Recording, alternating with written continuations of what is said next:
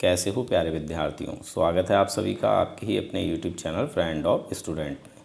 इस video class में हम प्रश्नावली 2.2 का दूसरा सवाल सॉल्व करेंगे। पहला सवाल हमने सॉल्व कर लिया है। अगर आपने पहला सवाल नहीं देखा है तो इसका लिंक मैंने इस वीडियो के डिस्क्रिप्शन बॉक्स में दे दिया है, आप इन सभी सवालों को देख सकते हैं। प्रश्न नंबर 2 में आपको दिया है एक द्विघात बहुपद ज्ञात कीजिए जिसके शून्यकों के योग तथा गुणनफल क्रमशः दी गई संख्याएँ हैं। इस प्रश्न के हमें ये 6 भाग दिए हुए हैं और इन 6 के 6 भागों में हमें दो दो संख्याएं दी हुई हैं। पहली संख्या शून्यकों का योगफल है और दूसरी संख्या शून्यकों का गुणनफल है। इन दोनों ही संख्याओं की मदद से हमें एक द्विघात बहुपद ज्ञात करना है। ठीक है, इस वीडियो क्लास में हम फर्स्ट, सेकंड और थर्ड पार्ट को सॉल्व करेंगे और इससे अगले वीडियो क्लास में हम बाकी के पार्ट्स को सॉल्व करेंगे। तो चलिए वीडियो क्लास को स्टार्ट करते हैं। सवाल को सॉल्व करने से पहले स्टूडेंट्स आप लोगों से एक छोटी सी रिक्वेस्ट है, अगर आपको ये सवाल समझ में आ जाए तो प्लीज़ इस वीडियो को एक लाइक ज़रूर करें और अगर चैनल पर नए हैं तो चैनल को सब्सक्राइब करना ना भूलें। ठीक है, चलिए सवाल को सॉल्व करते हैं। फर्स्ट पार्ट में हमें दिया 1/4 -1। 1/4 शून्यकों का योगफल है, -1 शून्यकों का गुणनफल है। इन दोनों की हेल्प से हमें एक द्विघात बहुपद ज्ञात करना है। तो द्विघात बहुपद ज्ञात करने के लिए हम दो विधियों का प्रयोग करने वाले हैं। पहली विधि हमारी होगी शून्यकों और गुणांकों में जो संबंध होते हैं उन संबंधों का प्रयोग करते हुए हम अपना द्विघात बहुपद ज्ञात करेंगे, और दूसरी विधि में हम फॉर्मूले का प्रयोग करेंगे यानी सूत्र का प्रयोग करेंगे। ठीक है, मैं आपको दोनों ही विधियां अच्छे से समझा देता हूं। आपको दोनों विधियों में से जो विधि आसान लगे उस विधि से आप अपने द्विघात बहुपद को ज्ञात कर सकते हैं। ठीक है, तो सबसे पहले हम पहली विधि से अपना द्विघात बहुपद ज्ञात करते हैं। तो हल में हमें लिखना है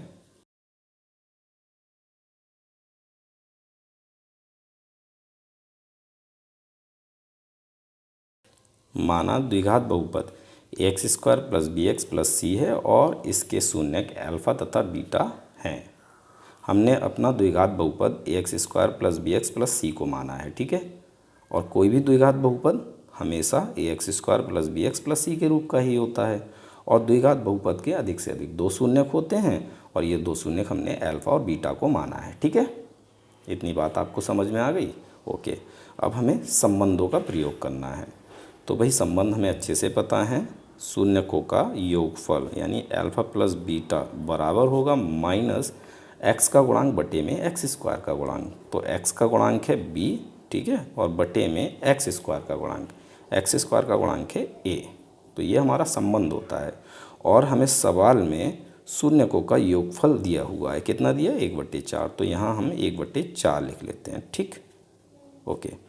और दूसरा संबंध होता है भाई शून्यकों का गुणनफल यानी अल्फ़ा गुणा बीटा बराबर अचरपद बटे में x² का गुणांक। तो अचरपद है आपका c, तो c और बटे में x² का गुणांक, x² का गुणांक है a। ठीक है, ये हमारा संबंध होता है और सवाल में हमें शून्यकों का गुणनफल दिया है -1।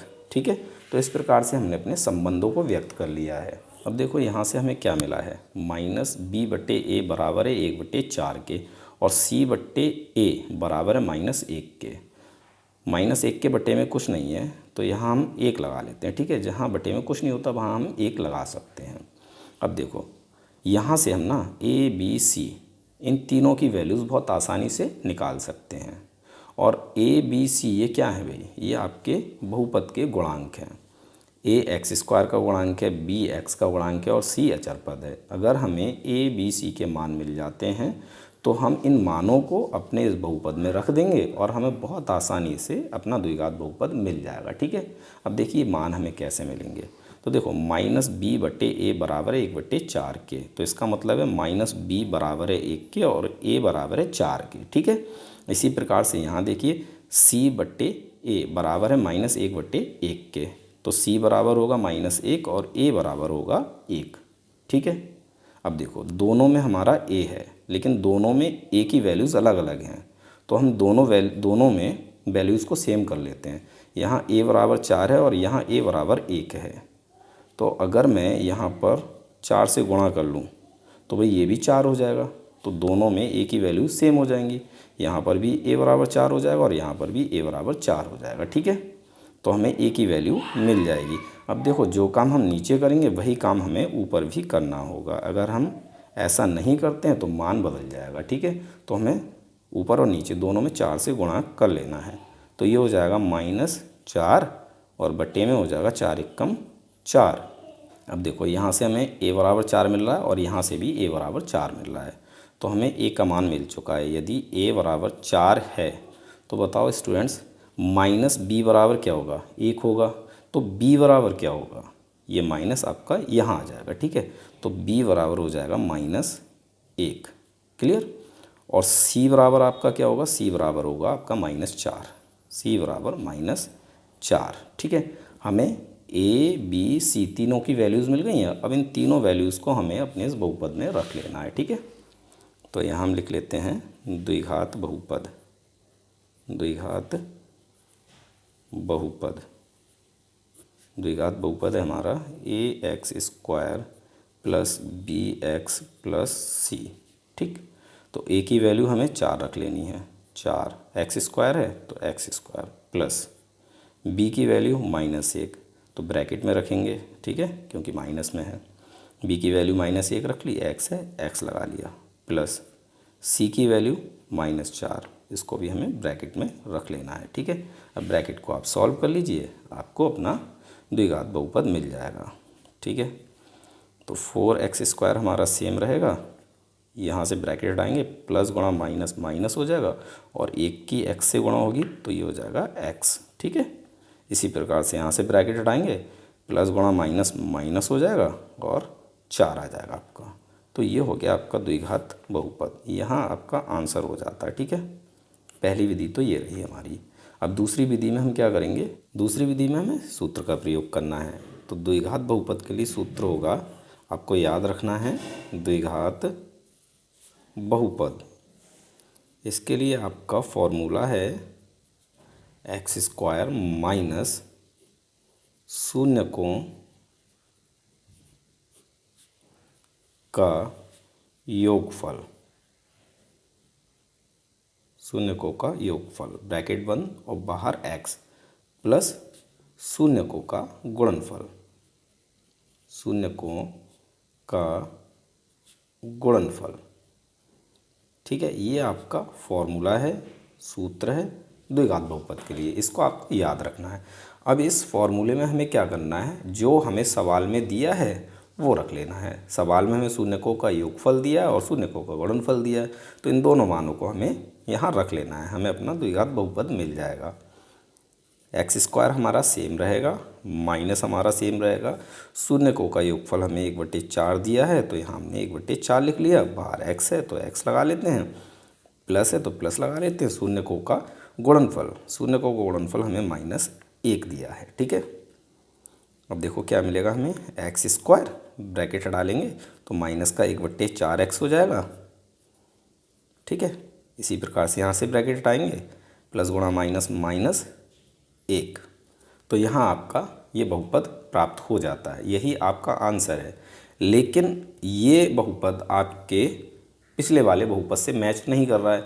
आपने जब गुणांकों और 0 कोण का संबंध का प्रयोग करते हुए द्विघात बहुपद ज्ञात किया तो आपको मिला 4x² माइनस x माइनस 4, ठीक है ना।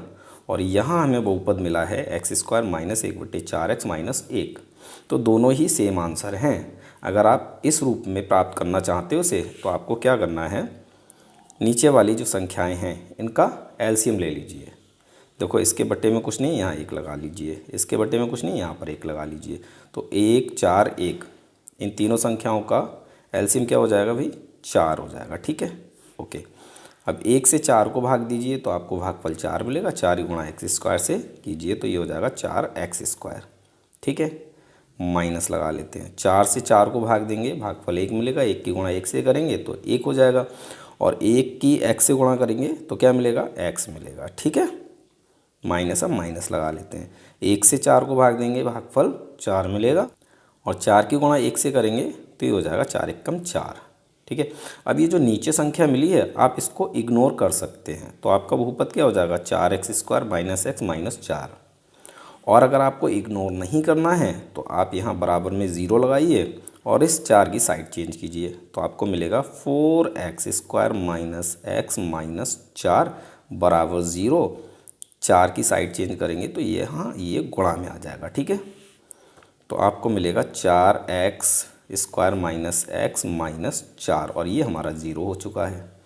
तो बराबर में हम 0 नहीं लिखेंगे, ये हमारा बहुपद हो जाएगा। ठीक है, देखो अब दोनों ही बहुपद हमारे सेम हो गए। चलिए अब नेक्स्ट पार्ट को सॉल्व करते हैं। सेकंड पार्ट में आपको दिया है √2, 1/3। √2 शून्यकों का योगफल है और 1/3 शून्यकों का गुणनफल है। ठीक है, तो इस सवाल को हम सूत्र द्वारा सॉल्व करेंगे। आप चाहें तो शून्यकों और गुणांकों में जो संबंध होते हैं उन संबंधों का प्रयोग करते हुए भी इसको सॉल्व कर सकते हैं। ठीक है, तो हम यहाँ केवल और केवल सूत्र का प्रयोग करने वाले हैं। ठीक, मैंने आपको पहली विधि अच्छे से समझा दी है, अब पहली विधि से भी इसको सॉल्व कर सकते हैं। तो यहाँ पर हमने अपना फॉर्मूला लिख लिया है और इसमें हम मान रख लेते हैं। तो x² हमारा सेम रहेगा माइनस शून्यकों का योगफल हमें दिया है √2, तो √2 आ जाएगा और बाहर हमारा x है तो x से इसकी गुणा हो जाएगी, तो ये हो जाएगा √2x प्लस शून्यकों का गुणनफल। शून्यकों का गुणनफल हमें 1/3 दिया है, तो यहाँ आ जाएगा 1/3। ये हमारा बहुपद हो जाता है। लेकिन आंसर शीट में आपको ये आंसर नहीं दिया है। ठीक है, तो जो आंसर शीट में आंसर दिया उसके लिए हम क्या करेंगे, वही नीचे वाली संख्याओं का एलसीएम ले लेते हैं। ठीक है, तो 1 1 3, इन तीनों का एलसीएम क्या होगा भाई 3। ठीक है, 1 से 3 को भाग देंगे, भागफल 3 मिलेगा, 3 गुणा x² से करेंगे तो ये हो जाएगा 3x²। माइनस है, माइनस लगा लेते हैं। 1 से 3 को भाग देंगे, भागफल 3 मिलेगा, 3 के गुणा √2x से करेंगे तो ये हो जाएगा 3√2x। ठीक है, प्लस है, प्लस लगा लेते हैं। 3 से 3 को भाग देंगे, भागफल 1 मिलेगा, 1 की गुणा 1 से करेंगे तो 1 हो जाएगा ये। ठीक, अब देखो इस 3 को क्या करना है, आपको यहाँ 0 लगा लेना है बराबर में और इसकी साइड चेंज कर लेनी है। तो आपको मिलेगा 3x² माइनस 3√2x प्लस 1 बराबर 0 और ये 3 इधर आकर गुणा में आ जाएगा। ठीक है, तो यहाँ से ये हो जाएगा 0। तो आपको बहुपद क्या मिलेगा भाई, 3x² माइनस 3√2x प्लस में 1। यह हमारा 0 हो चुका है तो बराबर में हम 0 नहीं लगाएंगे अब। ठीक है, ये हमारा बहुपद हो जाता है। चलिए नेक्स्ट पार्ट को सॉल्व करते हैं। थर्ड पार्ट आपको दिया है 0, √5।